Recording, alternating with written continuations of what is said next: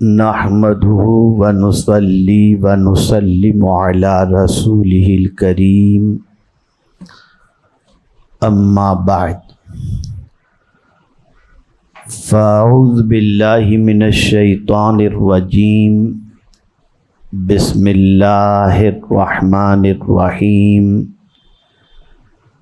شهر رمضان الذي انزل فيه القرآن صدق اللہ العظیم الصلاۃ والسلام علیک یا رسول اللہ الصلاۃ والسلام علیک یا حبیب اللہ الصلاۃ والسلام علیک یا نبی اللہ الصلاۃ والسلام علیک یا نور اللہ وعلی آلک واصحابک یا حبیب اللہ صلی اللہ تعالی علیہ وسلم۔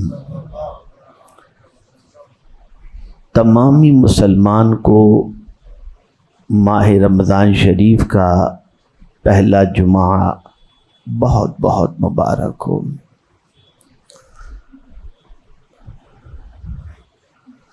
آپ اور ہم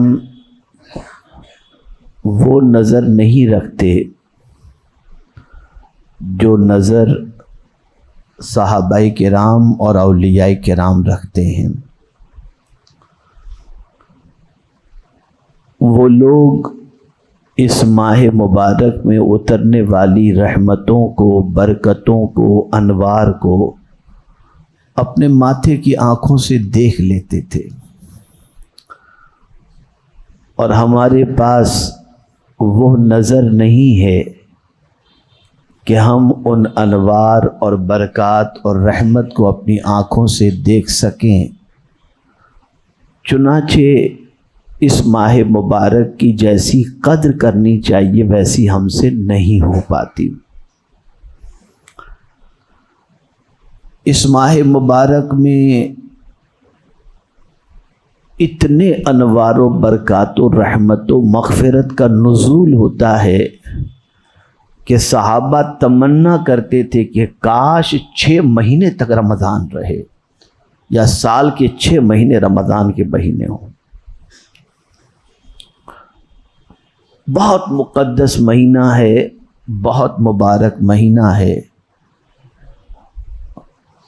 اور پروردگار اس ماہ مبارک میں انسان کے دلوں کو اپنی طرف مائل کر دیتا ہے، اپنے گھر کی طرف مائل کر دیتا ہے، اپنی کتاب کی طرف مائل کر دیتا ہے، اور اپنے بندوں کی خدمت کی طرف مائل کر دیتا ہے، اس لیے کہ انسان کا دل اللہ کی چٹکی میں ہے، جب جیسا چاہے وہ پھیر دے۔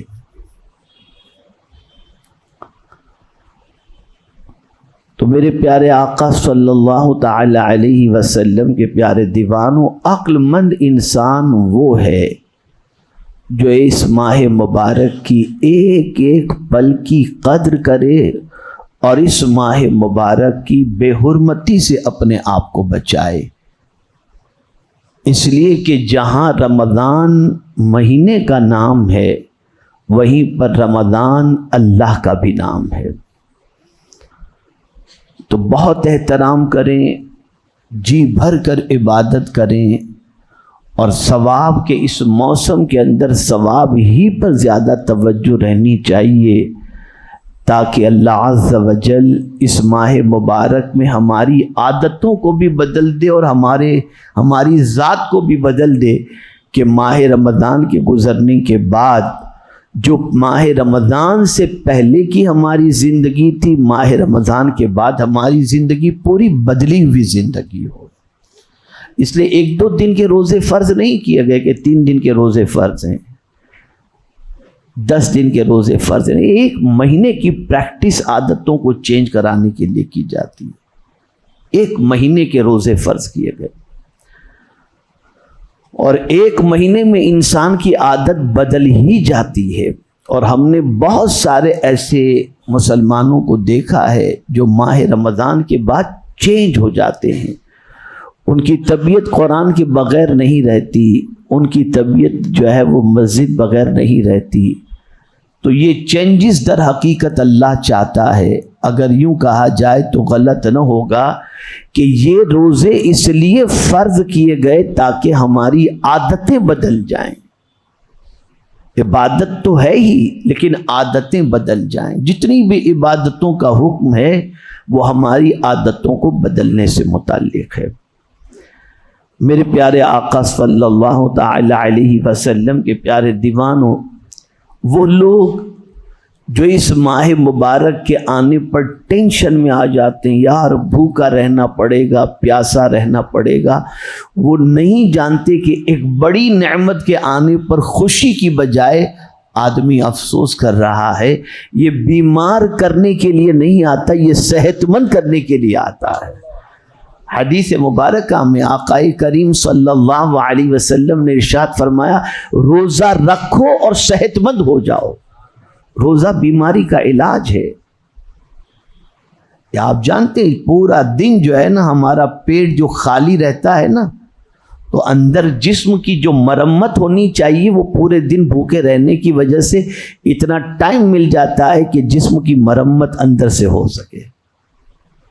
لیکن وہ لوگ جو افطار سے لے کر سحری تک کھاتے رہتے ہیں، اللہ ہی خیر فرمائے، ان کی کیا عادتیں بدلیں گی. کھانے سے نہیں روکا گیا، پینے سے نہیں روکا گیا، لیکن اتنا بھی نہیں کہ جتنا ماہ رمضان المبارک میں بھوک اور پیاس برداشت کر کے آپ نے ان دونوں چیزوں سے پرہیز کیا، اب افطار کے بعد اتنا ٹوٹ پڑو کہ جتنا کھاتے تھے اس سے ڈبل ٹربل کھا لو. یہ نہیں ہونا چاہیے، یہ نہیں ہونا چاہیے. لمٹ میں رہو، ہر چیز کے اندر احتیاط برتو. خیر، عرض یہ کر رہا تھا کہ اس ماہ مبارک کا نام رمضان بھی ہے، اور اس پر میں نے گزشتہ جمعہ گفتگو کی تھی. اس کے علاوہ بھی اس ماہ مبارک کے نام ہیں. آقا کریم صلی اللہ تعالی علیہ وسلم نے کسی مہینے کے استقبال کے لیے، ویلکم کے لیے خطبہ نہیں دیا، لیکن ماہ رمضان وہ عظمت والا مہینہ ہے کہ اس کے آنے سے پہلے اللہ کے رسول صلی اللہ علیہ وسلم نے اس کے سلسلے میں خطبہ دیا، اور طویل خطبہ دیا تاکہ مسلمان اس ماہ مبارک کی تیاری کر سکے اور اس ماہ مبارک میں عبادت کر سکے. تو آقا کریم صلی اللہ علیہ وسلم نے اس ماہ کا نام شہر الصبر بھی فرمایا کہ یہ صبر کا مہینہ ہے. اور انسان کی زندگی میں صبر، اس سے بڑا کوئی دوسرا وظیفہ ہے ہی نہیں. اگر صبر کا وظیفہ انسان اختیار کر لے تو دونوں جہاں میں اللہ عز و جل اسے کامیابی عطا فرماتا ہے. اس لیے کہ صبر کا بدلہ اگر انسان سمجھ لے کہ کیا ہے تو انسان کبھی صبر سے ہچکچاہٹ محسوس نہیں کرے گا. صبر کا معنی یہی نہ سمجھیں کہ کسی کا انتقال ہو جائے تو ہم اسے کہیں کہ صبر کرو، کسی کا مال گم جائے تو ہم کہیں صبر کرو. نہ، خالی یہی معنی نہیں ہے. صبر کا معنی ہے اللہ عز و جل کے فرمان پر عمل کرنے کے لیے خود کو روکے رکھنا، اور اس رکنے کے اندر جو تکلیف ہو اس تکلیف پر صبر کرنا. مثال کے طور پر تراویح کو لے لیجئے کہ 20 رکعت تراویح پڑھنے کے اندر آدمی کبھی کبھی سوچتا یار اتنا ٹائم 1.5 گھنٹے تک کیسے کھڑے رہیں گے، لیکن وہ اللہ کی عبادت کے لیے اپنے آپ کو ان 20 رکعت میں کھڑے اٹھنے بیٹھنے میں جو تکلیف ہوتی ہے، اس تکلیف پر جب صبر کرتا ہے تو اللہ فرماتے بندہ تو تنہا نہیں ہے، میں تیرے ساتھ ہوں، میں تیرے ساتھ. روزہ رکھنے میں جو تکلیف ہوتی ہے اس پر انسان صبر کرتا ہے، پیاس برداشت کرنے کے اندر انسان صبر کرتا ہے۔ اور آپ کو اگر یہ پتہ چل جائے کہ صبر کا بدلہ کیا ہے تو پھر آپ محسوس کریں گے کہ اس سے بڑھ کر کے عبادت اور کون سی ہو سکتی ہے کہ رسول اعظم صلی اللہ علیہ وسلم نے فرمایا صبر کا بدلہ جنت ہے۔ یہ نہیں فرمایا اتنا بدلہ اتنا بدلہ اتنا بدلہ، نہیں، ڈائریکٹ جنت۔ اس سے آپ اندازہ لگا سکتے ہیں کہ یہ مبارک مہینہ جسے شہر الصبر کہا گیا، آدمی آپ دیکھیں نا، اللہ فرشتوں پہ فخر فرماتا ہے اور کہتا ہے دیکھو ذرا میرے بندوں کو، تم کہتے تھے زمین پر خوریزی کریں گے نا، ذرا دیکھو میرے بندوں کو، میں نے کہہ دیا مت کھانا، میں نے کہہ دیا مت پینا، تو وہ بندہ جو کبھی کھائے پیے بغیر رہ نہیں سکتا، لیکن میری محبت میں صبح صادق سے لے کر غروب آفتاب تک یہ بندہ رک جاتا ہے۔ دیکھو یہ ہے میرا بندہ جو کتنا میرا فرما بردار ہے۔ نتیجتاً ہوتا کیا ہے؟ اس رک جانے والے بندے کو اللہ جزا کیا دیتا ہے؟ اللہ اکبر، فرمایا گیا اسے دو خوشی عطا ہوتی ہے۔ ایک خوشی روزہ رکھنے والے کو افطار کے وقت ہوتی ہے، اور دوسری خوشی روزے دار کو اللہ قیامت میں اپنا دیدار کرا کر عطا فرمائے گا۔ یہ کوئی معمولی عمل نہیں ہے، بہت بڑا عمل ہے۔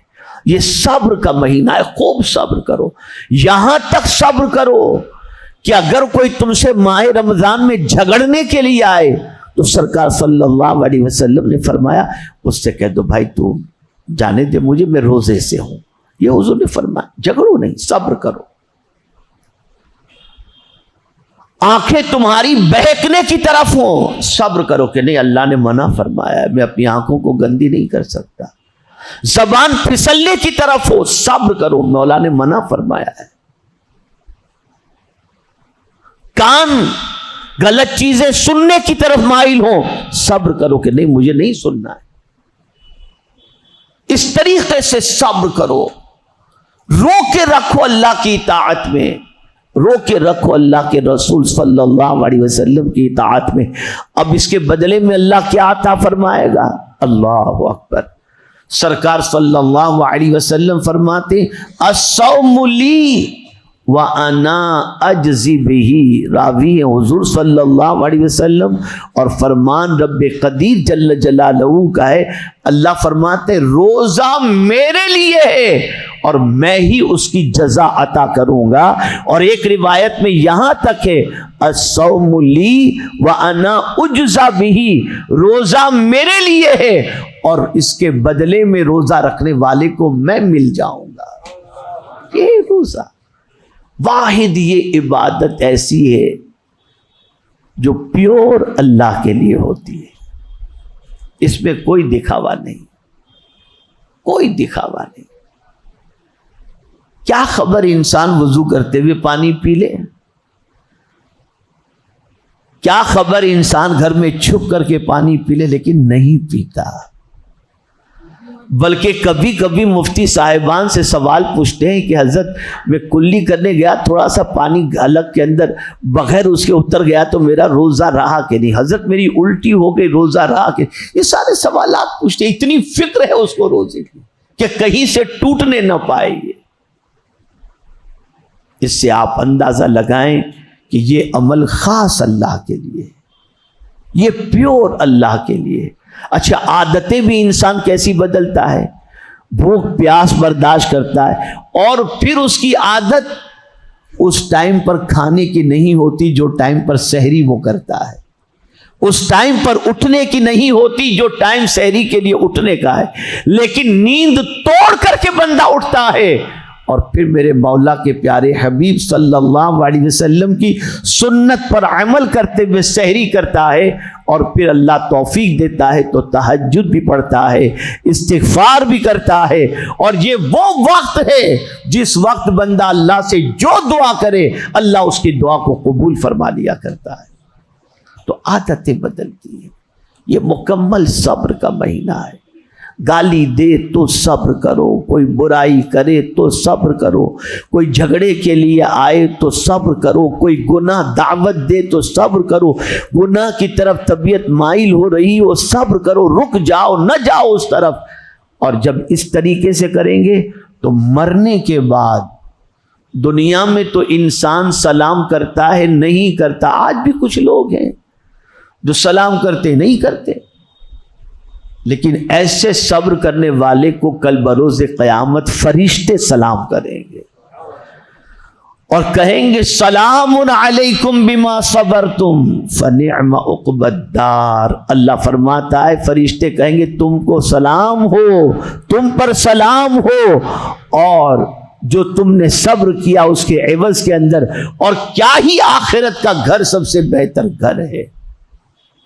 تو اس مہینے کا نام شہر الصبر بھی ہے، اور اسی کے ساتھ اس مہینے کا نام شہر المواسات بھی ہے، غم خواری کا مہینہ، ہمدردی کا مہینہ۔ غم خواری آپ دیکھتے ہوں گے کہ اس ماہ مبارک میں انسان کا دل اتنا نرم ہو جاتا ہے کہ کسی کا غم وہ دیکھ نہیں سکتا۔ اور سن لو یہ غم خواری کتنی عظیم چیز ہے آپ کو معلوم ہے۔ آقا کریم صلی اللہ علیہ وسلم نے ارشاد فرمایا جس کسی نے کسی مسلمان کی دنیا کی ایک تکلیف دور کر دی اللہ قیامت کے دن اس کی تکلیف کو دور فرما دے گا، آخرت میں اس کی ایک تکلیف کو دور فرما دے گا۔ یہ نہ سمجھا جائے کہ کسی کی تکلیف کو دور کر کے ہم اس کا بھلا کر رہے ہیں، اس کی تکلیف کو دور کرنے کی جو اللہ نے توفیق عطا فرمائی اس کے عوض میں اللہ آخرت کی ہماری تکلیف کو دور فرمائے گا۔ اگر کوئی شخص ماہ رمضان المبارک کے اندر، بلکہ یوں بھی عام دنوں میں ہونا چاہیے کہ مسلمان کا بھلا چاہے، خیر خواہی کرے، غریبوں کی مدد کرے، ان کے لیے ہمدردی کا جذبہ رکھے۔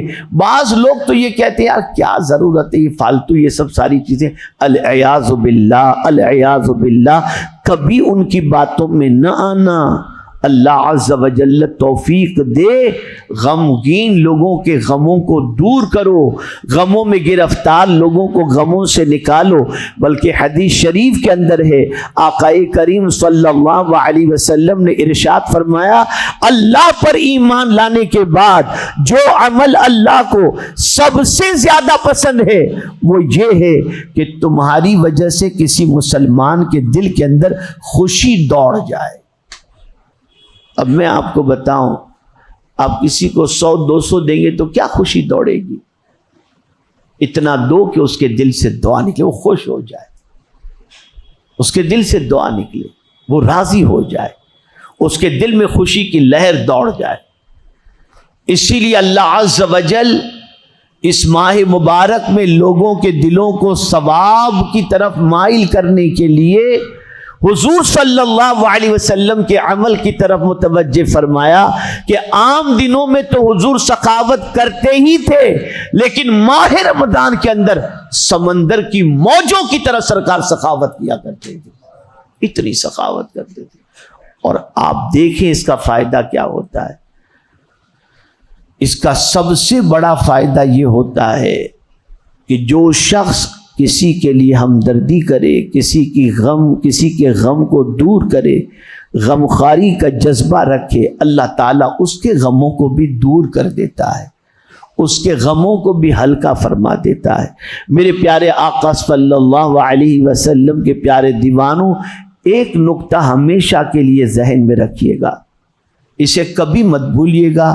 یہ نقطہ اگر آپ کے ذہن میں رہا تو آپ کبھی بھی کسی کی مدد کرنے کے وقت آپ کی توجہ انشاءاللہ اس نقطے کی طرف رہے گی تو آپ کا دینا آپ کے دل کے اندر غرور پیدا نہیں کرے گا۔ مثال کے طور پر اگر کوئی ضرورت مند آپ کے پاس آ گیا اور آپ دینے کی طاقت رکھتے ہیں، آپ نے اگر دے بھی دیا تو اس چیز کو ذہن میں رکھیں کہ آپ نے اس پر کوئی احسان نہیں کیا، اور یہ بھی ذہن میں رکھیں کہ آپ نہ دیتے تو اس کی ضرورت پوری نہ ہوتی، یہ بھی ذہن میں نہ رکھیں۔ اس کی وجہ کیا ہے میں آپ کو بتاؤں، آپ کو ہم کو دیتا کون ہے؟ اللہ ہی تو دیتا ہے۔ تو جو رب ہمارا ہے وہی رب اس کا بھی تو ہے۔ اب اللہ نے ہماری طرف اس کو بھیج کر اس نے یہ چاہا کہ میرے اس بندے کو کچھ ثواب مل جائے، اس لیے اس نے ہماری طرف بھیجا تاکہ ہم دے کر اللہ کی بارگاہ سے ثواب حاصل کر لیں۔ تو دینے والے کا اس لینے والے پر احسان نہیں بلکہ اللہ کا اس بندے پر احسان ہے کہ اس نے اسے دینے والا بنایا ہے۔ یہ تصور رکھیں۔ ہم تو اپنا کام خود نہیں کر سکتے تو کسی کے کیا کام آئیں گے؟ اور میرے پیارے آقا صلی اللہ تعالی علیہ وسلم کے پیارے دیوانوں، ہمیشہ یاد رکھو کسی بھی غریب کی مدد کرنے کے اندر اور کسی بھی پریشان حال کی مدد کرنے کے اندر کوتاہی نہ کرو۔ اس ماہ مبارک میں اللہ نے دیا ہے، جی کھول کر دو۔ کم ہونے کا تصور چھوڑ دو کہ کم ہو جائے گا، نہیں، خوب غمگین لوگوں کے گھروں میں راشن پہنچاؤ، جن کی جو مدد کر سکتے ہو اس طرح سے کرو کہ اس کا دل خوش ہو جائے، وہ راضی ہو جائے کہ یہ شہر المواسات ہے، ہمدردی کا مہینہ ہے، غمخواری کا مہینہ ہے۔ اور میرے پیارے آقا صلی اللہ علیہ وسلم کے پیارے دیوانوں، یہ حدیث اتنی سنائی گئی کہ افطار کرانے کا یہ ثواب ہے، تو مسجد میں اتنی افطاری کا سامان آ جاتا ہے کہ بعد میں کچھ پھینکنا پڑتا ہے۔ اس میں کوئی شک نہیں، افطار کرانے کا ثواب ضرور ہے، لیکن اس سے زیادہ ثواب کسی مسلمان کو پیٹ بھر کے کھانا کھلانے کے اندر ہے۔ تو آپ افطار بھی کراؤ اور ساتھ ہی ساتھ ایسے غربا جن کے گھروں میں راشن نہیں ان کے لیے اس کا انتظام کرو، پیٹ بھر کر کے کھانا کھلاؤ۔ تو میرے پیارے آقا صلی اللہ علیہ وسلم کے پیارے دیوانوں، اس مہینے کا نام شہر المواسات بھی ہے، غمخواری کا مہینہ بھی ہے، اور اسی کے ساتھ اس مہینے کا نام شہر وسعت رزق بھی ہے، یعنی رزق کے اندر برکت کا مہینہ۔ اسی طریقے سے اس ماہ مبارک کا نام شہر القرآن بھی ہے کہ اسی مہینے میں اللہ نے قرآن کو نازل فرمایا۔ اللہ رب العزت جل جلالہ اس ماہ مبارک کے احترام کی توفیق نصیب فرمائے، اور پل پل ایک ایک لمحہ اس ماہ مبارک کی قدر کرنے کی توفیق نصیب فرمائے۔ میرے پیارے آقا صلی اللہ علیہ وسلم کے پیارے دیوانوں، آپ جانتے ہیں کہ الحمدللہ رب العالمین یہ مسجد جہاں پر آپ اور ہم جمعہ ادا کرتے ہیں، اور ساتھ ہی ساتھ اس مسجد کے اپنے اخراجات تو ہیں ہی، لیکن ماہ رمضان المبارک میں گرمی کی وجہ سے ایئر کنڈیشن اور یہ ساری چیزوں کا اہتمام بہت زیادہ ہوتا ہے، اور اس کے علاوہ بھی ماہ رمضان میں مسجد کے اخراجات بڑھ جاتے ہیں۔ آپ میں سے بہت سارے ایسے ہیں جو ٹرسٹی حضرات سے مل کر یہ کہہ سکتے ہیں کہ اس ماہ مبارک کا الیکٹرک کا بل آپ فکر نہیں کریں، میں دے دوں گا۔ اس طریقے سے بہت ساری چیزوں کے ذریعے آپ اللہ کے گھر میں جہاں نماز ادا کرتے ہیں وہاں کا خیال رکھ سکتے ہیں۔ تو مسجد کا بھی بھرپور خیال رکھیے، لیکن مسجد میں زکوٰۃ کا پیسہ مت دیجیے گا، اس لیے کہ زکوٰۃ کی رقم اللہ کے گھر کے لیے قابل قبول نہیں ہے۔ اسی طریقے سے زکوٰۃ کی رقم سیدوں کو بھی نہیں دینا چاہیے، اور زکوٰۃ کی رقم ان لوگوں کو بھی نہیں دینا چاہیے جو زکوٰۃ کے مستحق نہیں۔ ہاں البتہ آپ اپنے زکوٰۃ کی رقم مستحقین جو آپ کے رشتہ دار ہیں ان کو ضرور دیجیے، آپ اپنے محلے والوں کو دیجیے، غریبوں کو دیجیے، اور ساتھ ہی ساتھ جو دینی خدمات انجام اداروں کے اندر ہو رہی ہے، دینی خدمات کی جا رہی ہے، ان اداروں کو بھی دیں۔ تو آپ سے گزارش ہے، سنی دعوت اسلامی کے زیر اہتمام کم و بیش 52 کے قریب دارالعلوم چلتے ہیں، جس میں ہزاروں طلباء دین کی تعلیم حاصل کر کے اپنی آخرت کو بھی سنوارتے ہیں اور دوسروں کی آخرت کو سنوارنے کا خیال بھی فرماتے ہیں۔ تو آپ سے گزارش ہے کہ آپ اپنی زکوٰۃ کی رقم رشتہ دار، اعزاء، اقربا میں جہاں خرچ کریں، وہیں پر دینی اداروں کے لیے بھی اور سنی دعوت اسلامی کے ادارے کے لیے بھی آپ ضرور تعاون فرمائیں۔ اوپر مسجد کے پہلے منزلے پر ہمارے ساتھی رہتے مولانا عبید صاحب، ان کے پاس آپ زکوٰۃ کی رقم جمع کرا سکتے ہیں۔ نہیں پہنچ سکتے تو QR کوڈ جو ہے بار کوڈ کے ساتھ یہ بھی وائرل کیا گیا ہے، آپ اس میں بھی آن لائن اپنی رقم کو جمع کرا سکتے ہیں۔ اللہ تعالی ہم سب سے وہ کام لے جس سے اللہ بھی راضی ہو اور اس کے رسول صلی اللہ تعالی علیہ وسلم بھی راضی ہو۔ ہمیشہ یاد رکھیے، جتنے نیک کام کریں نا، بس یہ نیت کر لیں کہ اللہ تو راضی ہو جا اور تیرے حبیب صلی اللہ علیہ وسلم راضی ہو جائیں۔ بس وہ راضی ہو گئے تو دنیا بھی سنور جائے گی اور آخرت بھی سنور جائے گی۔ اور اسی کے ساتھ یہ بھی میں عرض کروں گا کہ آپ جمعہ جہاں ادا کرتے ہیں وہاں کے امام، مسجد کے مؤذن، مسجد کے خدام، ان کو بھی زکوٰۃ کی رقم نہیں، صاف ستھری رقم دیں۔ بعض مساجد میں تو ایسا ہوتا ہے کہ جمعہ کی نماز جہاں ادا کرتے ہیں وہ جمعہ کے امام کو اتنا دے دیتے ہیں کہ ان کی ماہانہ تنخواہ سے ڈبل ان کو مل جایا کرتا ہے۔ تو یہ دینے سے کوئی اس کی زندگی نہیں پوری ہو جائے گی، نہ اس پر وہ ڈیپینڈ ہوگا، لیکن ہوتا یہ ہے کہ اس مبارک دن میں نائب رسول کی خدمت کرنے کا اجر اللہ عز و جل دونوں جہاں میں عطا فرماتا ہے۔ مؤذن کا مقام کیا ہے؟ تو حدیث مبارکہ میں ہے، کل بروز قیامت جب انسان وہاں پر موجود ہوں گے میدان قیامت میں، تو کچھ لوگ ایسے ہوں گے جن کی گردن اونچی ہوگی۔ لوگ سرکار صلی اللہ علیہ وسلم سے پوچھتے ہیں، یا رسول اللہ صلی اللہ علیہ وسلم، یہ گردن اونچی والے لوگ کون ہیں؟ سرکار فرمائیں گے، یہ میرے مؤذن ہیں جو لوگوں کو نماز کے لیے بلایا کرتے تھے۔ تو یہ مؤذن کا مرتبہ ہے۔ مسجد کی خدمت کرنے والے جو خادم ہیں ان کا بھی خیال رکھیں، سب کا خیال رکھیں، آپ سب کا خیال رکھیں، رب آپ پر کرم کی نظر فرمائے گا۔ وما علینا الا البلاغ المبین۔